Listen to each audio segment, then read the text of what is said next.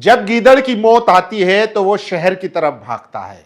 America के साथ भी यही हो रहा है। सोचिए, वो ईरान के साथ उलझकर अपनी बर्बादी की कगार पर आ चुका है। कल ट्रंप ने बौखलाहट में फिर ऐलान किया था कि आज रात हम हमला करेंगे, और उसने वही किया। ईरान के कई ठिकानों को निशाना बनाया गया है। लेकिन सोचिए, ईरान का क्या बिगड़ेगा? ईरान जो पहले से तैयार है, जिसके लीडर अपनी शहादत दे चुके हों, उसको क्या झुका पाएंगे? ईरान के तमाम नेताओं का फिर बयान आया है कि हम झुकने वाली कौम नहीं हैं, हम बंदूक की नोक पर सरेंडर नहीं करते हैं, या तो हम शहीद होते हैं या गाजी कहलाए जाते हैं। सोचिए, उस ईरान को यह झुका पाएगा क्या? कहां कहां अमेरिका ने ईरान पर हमला किया वो भी बताऊंगा। उसके साथ साथ ईरान ने अब पलटवार करते हुए अमेरिका के 22 ठिकानों को ठोका है। सोचिए, उसका जो अलाई है जॉर्डन, बड़े ही ढके छिपे तरीके से वो ईरान की मिसाइलों को इंटरसेप्ट करता था। लेकिन अब ईरान के पास सटीक जानकारी होती है, सटीक लोकेशन होती है। उसको पता चल चुका है, कुवैत हो, जॉर्डन हो, कतर हो, यूएई हो, ये सब वो पिट्ठू हैं अमेरिका के, जो धीरे धीरे छिप छिप कर उसकी मदद कर रहे हैं। अब ईरान ने अमेरिका के 22 ठिकानों को निशाना बनाया है और अपनी नई मिसाइलों की खेप छोड़ी है, जिसमें खुर्रम शहर और ड्रोन जैसे कई बड़े बड़े हथियार है। सोचिए, नया ड्रोन बनाया है हदीद 110। वो भी बताऊंगा कि ईरान ने कहां कहां हमले किए हैं और कितना ज्यादा नुकसान पहुंचाया है। अब ट्रंप शायद सोच रहे होंगे कि काश मैं ये गलती ना करता। सोचिए, उसको भी विस्तार से आगे बताऊंगा। लेकिन इस युद्ध में एक और एंट्री हो चुकी है। तुर्की के राष्ट्रपति रजब तैयब अर्दगान ने साफ कहा है कि इजराइल का जो डिल्यूजन है, उसका जो ग्रेटर इजराइल बनाने का जो सपना है, हम उससे भली भांति अवेयर हैं और हमको पता है कि ये किस चक्कर में है। उसने भी साफ चेतावनी दी है कि हमारी नजर पूरी तरीके से इनकी हरकतों पर है। दमस्कस हो, सीरिया में दमस्कस हो, या बैरूत हो, या फिर साइप्रस हो, ये सब हमारी रेड लाइन है। अगर इन पर हमला हुआ या इन पर किसी तरीके से छेड़छाड़ हुई, इन पर अटैक करने की कोशिश की, तो फिर फुल फोर्स से करारा जवाब दिया जाएगा। यानी कि रजब तैयब अर्दगान ने भी इजराइल को खुली चेतावनी दे दी है और साथ ही कहा है 85 साल पहले एक हिटलर पर पूरी दुनिया चुप थी, जिसका नुकसान कई लाख लोगों ने उठाया है। उसी तरीके से आज जो गाजा में हो रहा है, लोग चुप है, दुनिया चुप है, उसका नुकसान भी लोग उठा रहे। सोचिए, अल जजीरा ने 1 घंटे की एक डॉक्यूमेंट्री बनाई है, वो आप लोगों को देखनी चाहिए कि इजराइल किस तरीके से फिलिस्तीनियों के साथ उनको टॉर्चर करता है, उनको कैसे मारता है। सोचिए, महिलाओं के साथ इजरायली सैनिक 2-2, 3-3 सैनिक एक महिला से बलात्कार करते हैं। 4-4 साल के बच्चों को टॉर्चर किया जाता है। तो वो डॉक्यूमेंट्री भी आपको देखनी चाहिए, ताकि आपको पता चले कि इजराइल जो है वो कितना बड़ा आतंकवादी देश है। दुनिया कहती है, देखिए आईएसआई हो, ये तमाम जो संगठन है, लश्कर तैयबा, उसके इजराइल के सामने कुछ भी नहीं है। लेकिन चूंकि पूरा कब्जा वेस्टर्न मीडिया का पूरे मीडिया पर है, दुनिया के मीडिया पर है, इसलिए उनका नैरेटिव नहीं बनता है। जबकि अल जजीरा ने इसको एक्सपोज कर दिया है। वो डॉक्यूमेंट्री भी आपको देखनी चाहिए। अब मैं आपको बता देता हूं कि किस तरीके से ईरान पर हमला हुआ है और ईरान के कई शहरों को निशाना बनाया गया है। लेकिन जवाब में ईरान ने भी अमेरिका के कई हेलीकॉप्टर और जेट जो है वो मार गिराए हैं। सबसे पहले ये देखिए, खबर आ रही है कि अमेरिका में मिसाइलों की कमी पड़ रही है। एक तरफ ईरान है जो हर रोज कई ड्रोन और कई मिसाइल बनाने की क्षमता रखता है, दूसरी तरफ अमेरिका में मिसाइल की जो खेप है वो खत्म होती जा रही है, जिससे ट्रंप नाराज हैं। देखिए, जानकार अधिकारियों के अनुसार ईरान की बेहतर मिसाइल क्षमता के कारण अमेरिका के मिसाइल भंडार में आई कमी से ट्रंप बेहद नाराज हैं। विश्वसनीय सूत्रों के मुताबिक अमेरिका के हथियार उद्योग के प्रमुख आने वाले दिनों में व्हाइट हाउस में अमेरिकी सरकार के राष्ट्रपति डोनाल्ड ट्रंप से मुलाकात करने की तैयारी कर रहे हैं। माना जा रहा है कि इस बातचीत में अमेरिकी मिसाइल भंडार को लेकर बढ़ती चिंताओं पर मुख्य रूप से चर्चा होगी।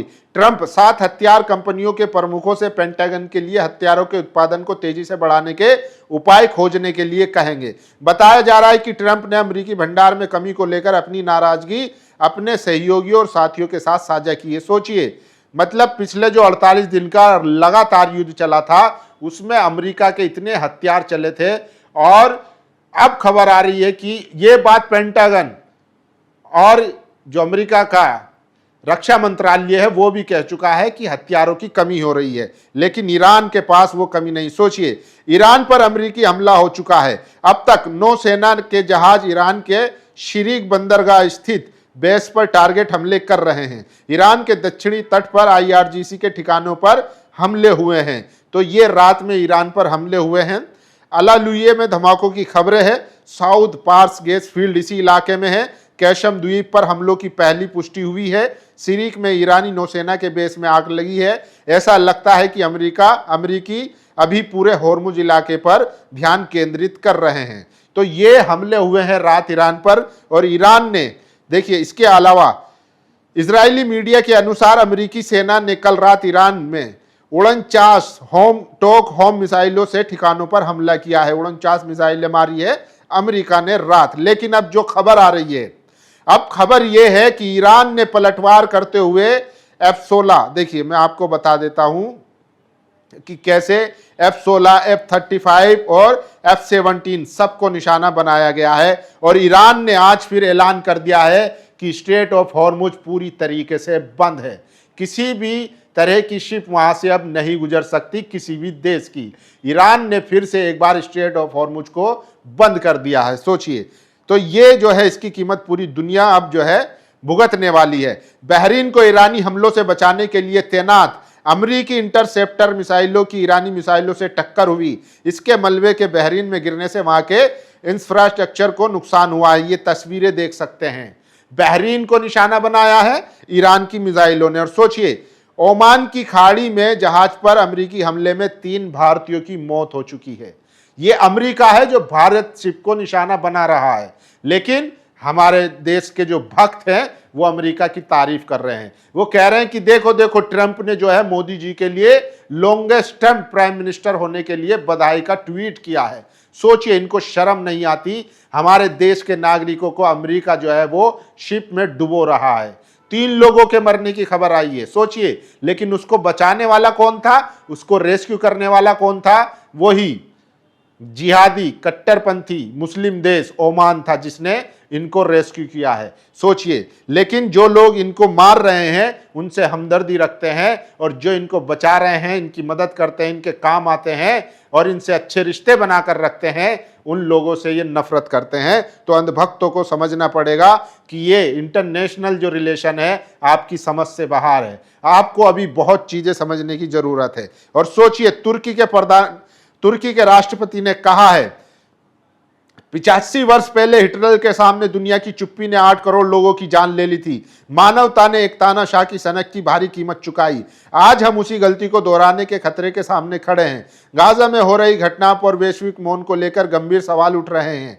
आग कभी एक जगह तक सीमित नहीं रहती, उसकी चिंगारियां पूरी दुनिया तक पहुंचती है। दुनिया पहले ही होर्मुज जल डमरमद्दियों से जुड़े तनाव की कीमत चुका रही है। यदि क्षेत्रीय अस्थिरता और कानूनहीनता को नहीं रोका गया तो इसका असर हर देश पर पड़ेगा। ये कल रजब तैयब अर्दगान ने अपने राष्ट्र को संबोधित करते हुए बात कही है। और इसके अलावा साथ ही कहा, देखिए, अमेरिका ने स्ट्रेट ऑफ हॉर्मुज में भारत के 2 सेलोर को शहीद कर दिया। एक सेलोर अभी भी लापता है, जिसकी खबर पुष्टि हो चुकी है कि उनकी भी मौत हो चुकी है। करीब 2 दर्जन सेलोर को रेस्क्यू किया गया।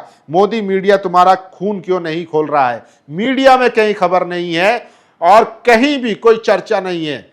चर्चा क्या है कि ट्रंप ने मोदी जी को बधाई दी है कि वो सबसे लंबे वक्त के प्राइम मिनिस्टर हो चुके हैं। और सोचिए, कुवैत के आसमान में ईरान के शहीद 136 ड्रोन जो है घूम रहे हैं। कुवैत पर 2 बार हमला भी कर चुके हैं। तो सोचिए, कुवैत हो, बहरीन हो, जॉर्डन हो, इन सब पर निशाना साध रहा है। ये देखिए, जॉर्डन में अमेरिकी मुवाफिक साल्टी एयरबेस पर ईरानी हमले का बहुत साफ फुटेज है। ये देखिए, ये जॉर्डन में जो अमेरिका का बेस है, मुवाफिक बेस, उसको निशाना बनाया गया है। एक और क्लिप में ईरानी बैलिस्टिक मिसाइलें अमेरिकी पैट्रियट इंटरसेप्टर से बचकर जॉर्डन में अमेरिकी बेस पर गिरती हुई दिखाई दे रही है। तो ये तस्वीरें हैं, ईरान ने जवाबी कार्रवाई की है और बहुत जोर से जवाबी कार्रवाई की है। तुर्की के राष्ट्रपति अर्दोगान ने अपनी स्पीच में साफ साफ कहा है कि उनकी बाउंड्रीज क्या है इजराइल के लिए। ई मेडिटेरियन, साइप्रस, दमस्कस, बेरूत हमारी रेड लाइन है।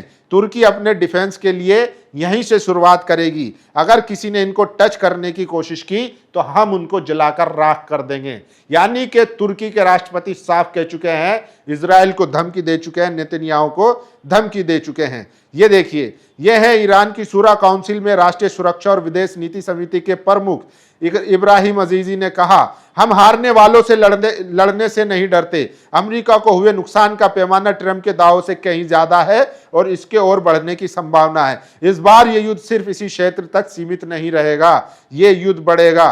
और रजब तैयब अर्दगान का वो बयान सबसे ज्यादा वायरल है। और सोचिए, गांधी जी ने ठीक कहा था कि इजराइल नहीं बनना चाहिए।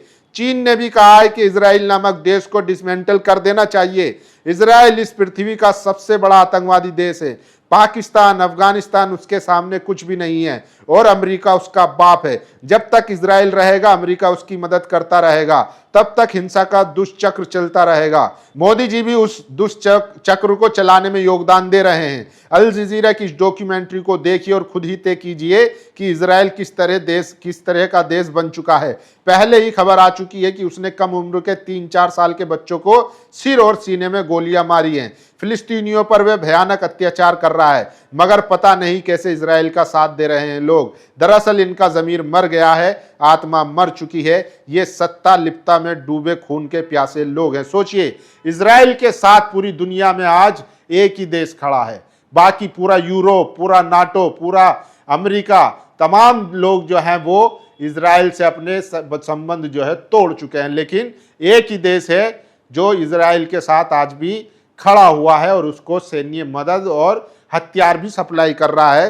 कौन सा देश है वो आप जरूर बताइए। और सोचिए, ईरान ने जॉर्डन में मुवफ्फिक सोल्ट एयरबेस पर 12 बैलिस्टिक मिसाइल से हमला किया। अमेरिकी एयर डिफेंस नाकाम रहा। हमले के निशाने पर F-35, F-16 और F-15 फाइटर जेट के हैंगर, साथ ही बेस पर मौजूद अहम सुविधाएं और कमांड एवं कंट्रोल सेंटर थे। इन सुविधाओं के साथ साथ बड़ी संख्या में फाइटर जेट भी नष्ट हो गए हैं। तो ईरान ने अमेरिका के एयरबेस पर जॉर्डन में जो था उस पर बड़ा हमला किया है। और देखिए किस तरीके से अब ईरान ने साफ कर दिया है कि ईरान स्ट्रेट ऑफ हॉर्मुज जो है वो बंद रहेगा। देखिए, ये सबसे बड़ी खबर है। ईरान के IRGC ने क्लेम किया है कि उसने जॉर्डन में US के F-35, F-15 और F-16 फाइटर जेट को तबाह कर दिया है, नष्ट कर दिया है। ये सबसे बड़ी खबर है और इस खबर से आप अंदाजा लगा सकते हैं कि इस युद्ध में अब ईरान अमेरिका के साथ जो होने वाला है उसकी अमेरिका ने कल्पना नहीं की होगी।